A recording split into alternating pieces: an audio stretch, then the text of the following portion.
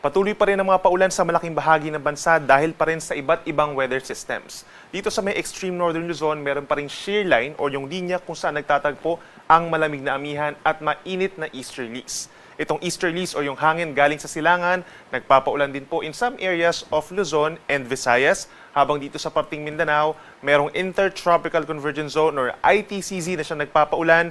Ito naman yung linya kung saan nagtatagpo ang easterlies at ang hangin galing dito sa may southern hemisphere.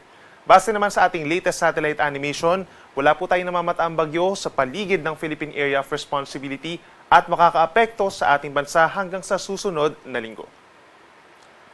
Ngayong araw po, mataas pa rin ang tsansa ng ulan sa may eastern section of Luzon dahil pa rin yan sa shear line at easterlies. Kabilang ng Batanes, Cagayan, Isabela, pababa ng Aurora, and Quezon, meron tayong minsang malalakas na mga pag-ulan at mga thunderstorms, kaya't pag-ingat pa rin sa posibleng mga pagbaha at pagguho ng lupa.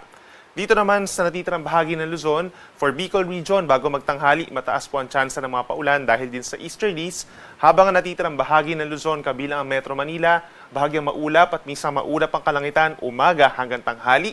Then pagsapit po ng hapon hanggang sa gabi, madalas makulimlim ang panahon at aasahan din po yung mga pag-ulan na usually nagtatagal lamang po ng 1 hanggang 2 oras. Sa Metro Manila, possible yung mga thunderstorms or mga pag-ulan between 2 to 5 p.m. gayon din sa mga nalalapit na lugar dito sa may Central Luzon and Calabarzon.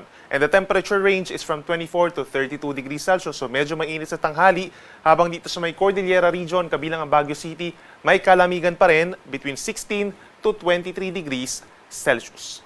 Sa ating mga kababayan po sa malaking bahagi ng Palawan and Visayas, asahan pa rin yung fair weather conditions. Ibig sabihin po sa umaga, madalas maaraw naman po or bahagyang maulap ang kalangitan. But then pagsapit ng hapon hanggang sa gabi, may mga times pa rin na magiging maulap at may chance rin ng mga pag-ulan na pulo-pulo lamang or yung mga saglit na mga thunderstorms, lalo na sa may Panay and Negros Islands.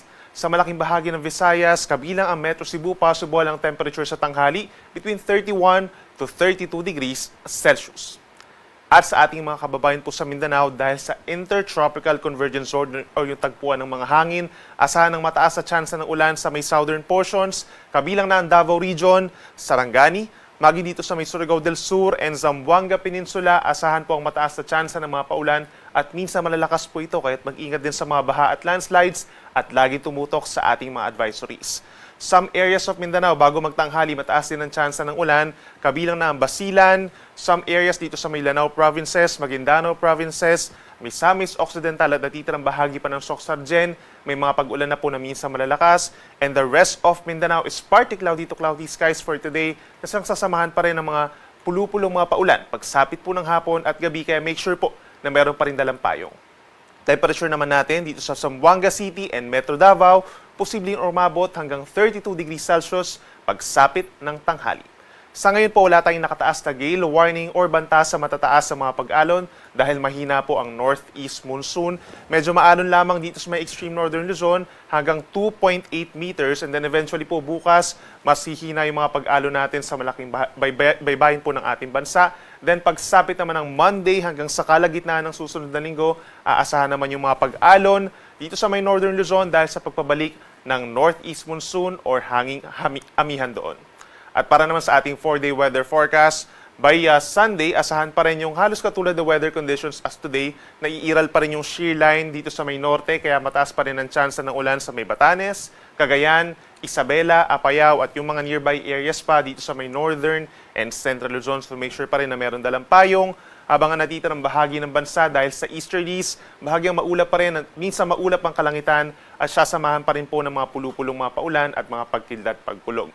Then pagsapit naman po ng Monday hanggang sa kalagitnaan ng susunod na linggo, February 17 hanggang 19, lalakas po muli yung amihan hanggang dito sa may Central Luzon. So may mga areas na magkakaroon ng mga makulimlim na panahon at mga light to moderate rains, kabilang na dyan ang Cagayan Valley, Cordillera Administrative Region, at lalawigan ng Aurora, and possibly pagsapit po ng Wednesday and Thursday, maulan na rin po sa may Quezon and Camarines Provinces. Kahit mag-ingat din po sa banta ng baha at landslides, the rest of northern and central Luzon, may mga isolated light rains lamang and partly cloudy to cloudy skies.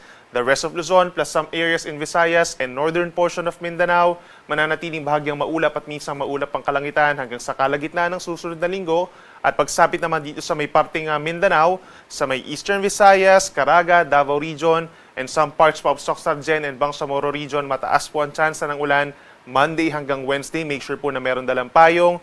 Ito po ay epekto ng easterlies na rin plus the intertropical convergence zone at mag-ingat pa rin sa banta ng baha at pagbuho ng lupa. Sunrise po natin ay 6:20 a.m. at ang sunset naman po ay ganap na 6:00 ng gabi.